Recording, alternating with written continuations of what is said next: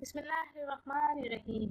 अस्सलामुअलैकुम, welcome to my channel Haseena beauty tips. I am doctor Manoor और मेरे चैनल पर आपको बहुत कुछ मिलेगा, like beauty tips, health tips और बहुत सारे वसाइल। मेरे चैनल को सब्सक्राइब करने का तरीका ये है कि आपको यूट्यूब पर आना होगा, यूट्यूब पर सर्च करना होगा हसीना ब्यूटी टिप्स। इस तरह से मेरा चैनल ओपन होगा और साइड में सब्सक्राइब का बटन दिया गया है, वहाँ आपको क्लिक करना होगा। जैसे ही आप उस पर क्लिक करेंगे तो यहाँ एक फोल्डर ओपन हो जाएगा और उस पर आपको ओके करना होगा।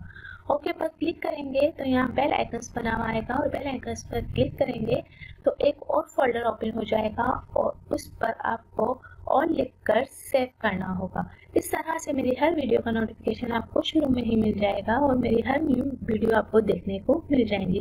तो नाज़रीन, चलते हैं आज के टॉपिक की तरफ। आज का जो मेरा टॉपिक है वो